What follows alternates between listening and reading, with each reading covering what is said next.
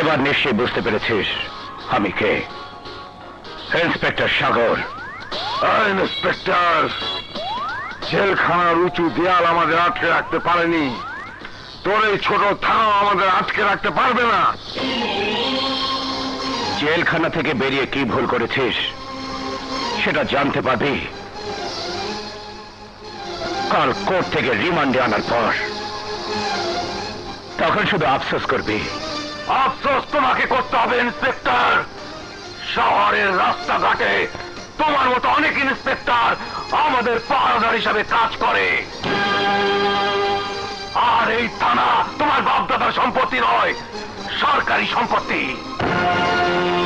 আমরা আছি বলেই সরকার তোমাদের চাকরি দিয়েছে আমাদের পেছনে ডিউটি করার জন্য। তাই বলছি, চাকরি বাঁচাতে চাইলে, জানে বাঁচতে চাইলে আমাদেরকে ছেড়ে দাও। যারা তোদের পাহারা দিয়েছেন, যারা তোদের পিছনে ডিউটি করেছে, কেউ ভয় করেছে, কেউ টাকার লোভে করেছে। ভয় এবং টাকার লোভ কোনটা ইন্সপেক্টর সাগরের মধ্যে নেই। আমি এখন বুঝতে পেরেছি উপর মহলের ছত্রছায়ায় তোরা অসংখ্য অপরাধ করে বেড়াচ্ছিস।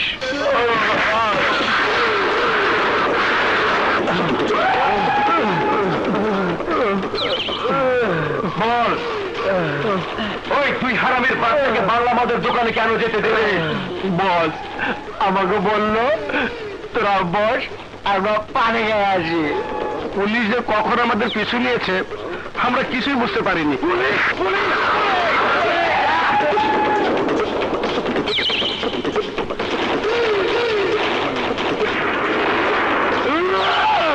হারাম খোরের বাচ্চারা, পুলিশ কি করে আমাদের বিশাল প্ল্যান জানতে পারলো? কেউ ইন্সপেক্টর, নাম সাগর, নতুন জয়েন করেছে।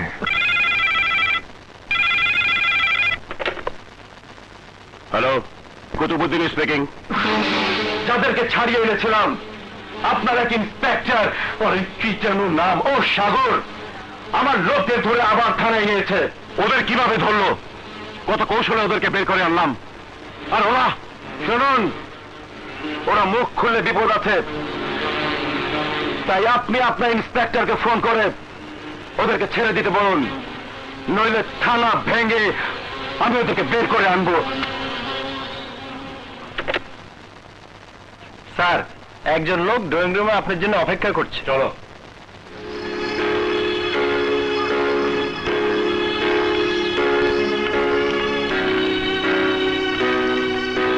আসসালামু আলাইকুম। ওয়ালাইকুম সালাম। আমি ইন্সপেক্টর সাগর। নতুন জয়েন করেছো? জি স্যার। খুব খুশি হয়েছি, তুমি নিজেই আমার সঙ্গে দেখা করতে এসেছো। কত লোক কত ভাবে কোথায় বদলি হচ্ছে, কোথায় জয়েন করছে, সবকিছুর খোঁজ খবর নেওয়া তো আমার পক্ষে সম্ভব নয়। নজরুল, জি স্যার, নাস্তার ব্যবস্থা করো। Okay sir. Excuse me sir. নাস্তার পর সম্বর্ধনা অনুষ্ঠান থেকে সন্ত্রাসীরা আপনাকে অপহরণ করার পর যে দুজন আসামিকে ছেড়ে দেওয়া হয়েছিল, সেই দুজন আসামিকে আমি আবার গ্রেফতার করেছি। Very interesting. কোত্থেকে গ্রেফতার করেছো? আপনার বাংলা মদের দোকান থেকে। আমার বাংলা মদের দোকান? জি স্যার। ইন্সপেক্টর সাগর, আমি এমপি কুতুবুদ্দিন, মাননীয় সংসদ সদস্য। দৈনন্দিন কোটি কোটি টাকা নিয়ে আমার খেলা। সমাজ সেবা এবং দুর্নীতি দমনের অঙ্গীকার করে নির্বাচন করেছি, আর সেই জন্যই জনগণ আমাকে ভোট দিয়ে নির্বাচিত করেছে। একজন সংসদ সদস্য বাংলা মদের ব্যবসা করে, এই কথা তুমি কি করে ভাবতে পারলে? আমি খোঁজ খবর নিয়ে এসেছি স্যার। ওই বাংলা মদের দোকানটি আপনার জায়গায় নির্মিত। আমার কোন জায়গার উপর যদি কেউ খুন হয়, সেই খুনের জন্য কি আমি দায়ী হব? ভূমিহীন অসহায় লোকদের জন্য আমি আমার অনেক জায়গা ছেড়ে দিয়েছি। তারা কে কোথায় কি করছে না করছে, সেই সবের খবর নেওয়া তো আমার পক্ষে সম্ভব নয়। আমার প্রশ্ন হচ্ছে স্যার, জেল থেকে যাদের ছেড়ে দেওয়ার জন্য আপনাকে অপহরণ করা হলো, তারা কোন সাহসে আপনার জায়গায় নির্মিত মদের দোকানে মদ খেতে গেল? এ পুরো ব্যাপারটাই আমার কাছে রহস্যজনক মনে হচ্ছে। নিজের ওজন মেপে কথা বলেন ইন্সপেক্টর। একজন এমপির সামনে দাঁড়িয়ে এই ধরনের কথা বলার সাহস তোমাকে কে দিয়েছে তুমি জানো? এই মুহূর্তে তোমাকে আমি কি করতে পারি? হুমকি দেবেন না স্যার।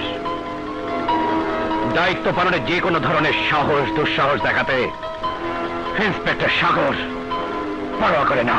তুমি এখন যাও, প্রমাণ নিয়ে তারপর আমার সাথে কথা বলবে। প্রমাণ নিয়ে আমি কথা বলতে আসবো না, দায়িত্ব পালন করতে আসবো। আসসালামু আলাইকুম। কেউ আসছে না কেন?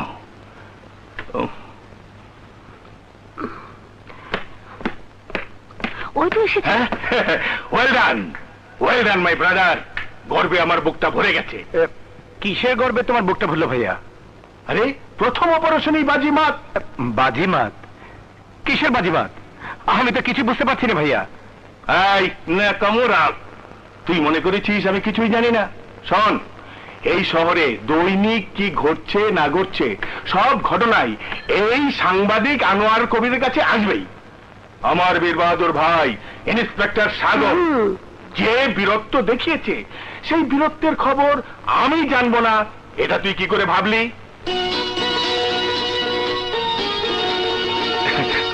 হয়েছে,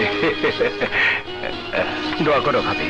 থাক ভাই, দোয়া করি ভাই, প্রতিটি ক্ষেত্রে তুমি এমনি ভাবে সফল হও।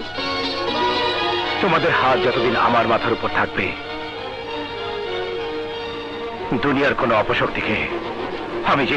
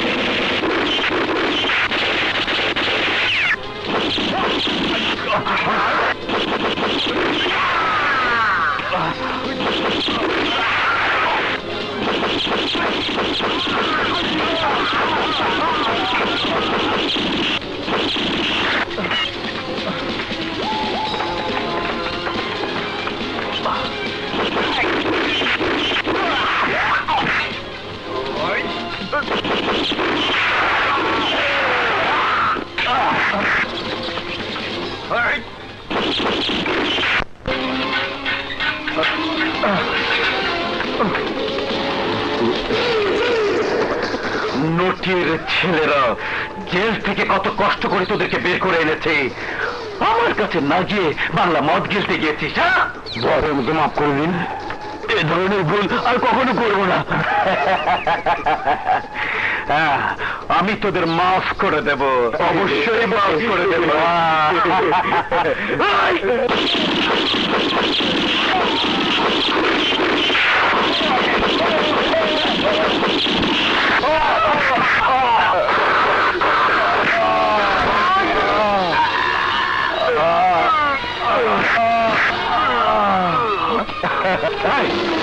আমরা ভাই, পুলিশ কেউ নিহত আর কেউ আহত, আমি অক্ষত যুদ্ধের ময়দানে পরাজিত সৈনিকদের সেনাপতি কি করে অক্ষত থাকে? কি করতে হবে তাই বল? অ্যাক্টিং করার জন্য একটি দৃশ্য বানাতে হবে।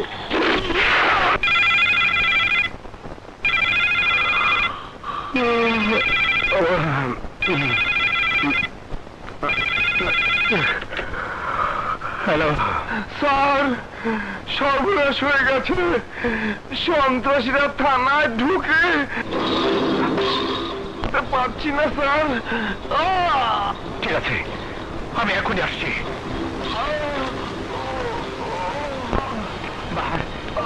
এত বড় একটা ঘটনা ঘটলো কিভাবে? আপনি কি করছিলেন?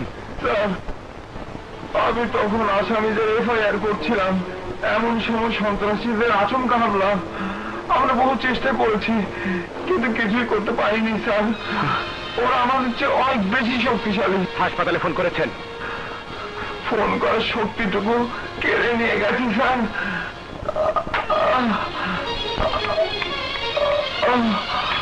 Hello, Dhaka medical. 24 ঘন্টার মধ্যে ইন্সপেক্টরকে ট্রান্সফার করে কুতুবদিয়া পাঠিয়ে দিন মিস্টার কুতুবউদ্দিন। এই মুহূর্তে ওকে ট্রান্সফার করা ঠিক হবে না, কারণ প্রশাসন সহ সারা দেশ এই ঘটনা জেনে গেছে। অবাক করার মতো কথা বললেন মিস্টার কুতুবউদ্দিন। দেশের লোক আর প্রশাসন যদি এতই সচেতন হতো তাহলে আপনি এমপি হতে পারতেন না, আর আমিও শীর্ষ সন্ত্রাসী হিসাবে খ্যাতি অর্জন করতে পারতাম না। বর্তমানে কে কি করছে তা কেউ তলিয়ে দিচ্ছে না, কে কেমন আছে সেটাই বড় কথা। আমরা আজ আমার বুদ্ধিতে আমি মাননীয় সংসদ সদস্য, আর তোমার বুদ্ধিতে তুমি একজন শীর্ষ সন্ত্রাসী। সময় মতো ঠিক কাজটি করতে কুতুবউদ্দিন কখনো ভুল করে না। সেই ভুল করা উচিত নয় স্যার, যে ভুলের জন্য বিশাল কোনো ক্ষতি হতে পারে। কুতুবউদ্দিনের কথাবার্তায় আমি যতটুকু বুঝেছি তাতে আবার মনে হয়েছে সে কোনো সাধারণ লোক নয়। তোমার কাছে তো জোরালো কোনো প্রমাণ নেই, তাছাড়া একজন তার বিরুদ্ধে স্যার, যদি প্রতিটি ঘটনা এবং পদক্ষেপ আমরা বিচার করি তবে সম্পূর্ণ ব্যাপারটি রহস্যজনক। কুতুবউদ্দিনকে সম্বর্ধনার সময় মাত্র 2 মিনিটের মধ্যে যেভাবে কিডন্যাপ করা হয়েছে তাতে ব্যাপারটি সম্পূর্ণ পূর্ব পরিকল্পিত। অনুষ্ঠানে বোমা হামলা করে সন্ত্রাসীরা অতি সহজে এমপিকে গান পয়েন্ট করলো, আর এমপি বডিগার্ড এবং ডিউটিরত পুলিশ ভয় পালিয়ে গেল, কেউ কি গুলিও করলো না। তাছাড়া আমি ওই এলাকায় খোঁজ দিয়ে জেনেছি এলাকার লোকজন জনসভার আয়োজন করেনি, এমপি নিজেই টাকা দিয়ে জনসভার আয়োজন করেছে। স্যার, সন্ত্রাসীরা কুতুবউদ্দিন সাহেবকে কিডন্যাপ করে আসামি দুজনকে ছাড়িয়ে এনেছে। ওই 2 আসামি ওই সময় এমপি বাংলা মদের দোকানে যেতে কি করে সাহস পায়? আমার তো মনে হয় এমপি, সন্ত্রাসীরা এবং আসামি দুজন একই সুতোয় গাধা। তাই সুপরিকল্পিতভাবে এমপি কুতুবউদ্দিন গভীর রাতে তার পালিত গুন্ডাদের থানায় পাঠিয়ে আসামি দুজনকে খুন করেছে, যাতে ওদের অপরাধের কোনো চিহ্ন পুলিশ না পায়। তোমার কথায় যুক্তি আছে, কিন্তু এই যুক্তিতে একজন এমপির বিরুদ্ধে কোনো পদক্ষেপ নেওয়া ঠিক হবে না। স্যার, প্রতিটি ঘটনা যদি এভাবে ধামাচাপা দেওয়া হয় তাহলে সন্ত্রাস, রাহাজানি, দুর্নীতি দমন করা সম্ভব নয়। সাগর, নতুন চাকরি নিয়েছ, তাই সব ব্যাপারে তোমাকে আমি বোঝাতে পারবো না। আমার বয়সে যদি তুমি আমার স্থানে আসো তাহলে আমার মতো তুমিও বলবে।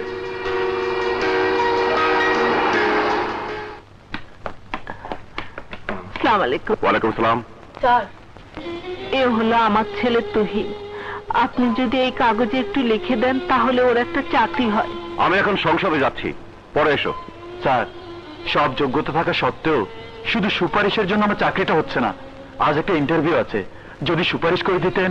আহা, বলেছি তো পরে এসো, আমার দেরি হয়ে যাচ্ছে।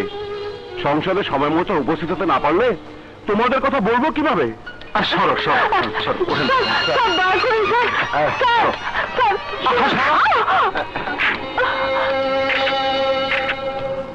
স্যার, আপনি এই কাগজটা একটা সই করলে আমার ছেলেটা চাকরি হয়ে যাবে স্যার। স্যার, দয়া করে একটা সই করুন স্যার। স্যার, স্যার, স্যার, আমার ছেলেটা চাকরির জন্য একটা সই করুন স্যার। স্যার, আমার কথা শুনুন স্যার।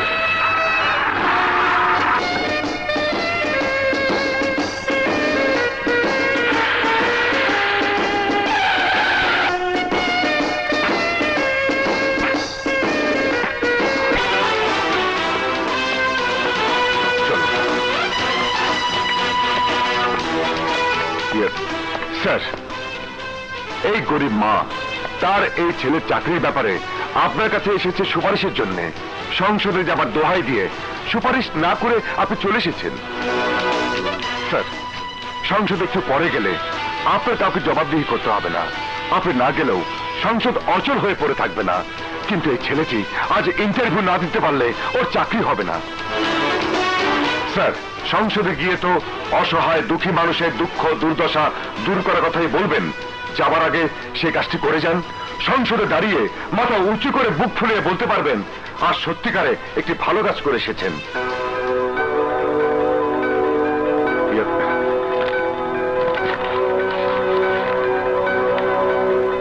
স্যার।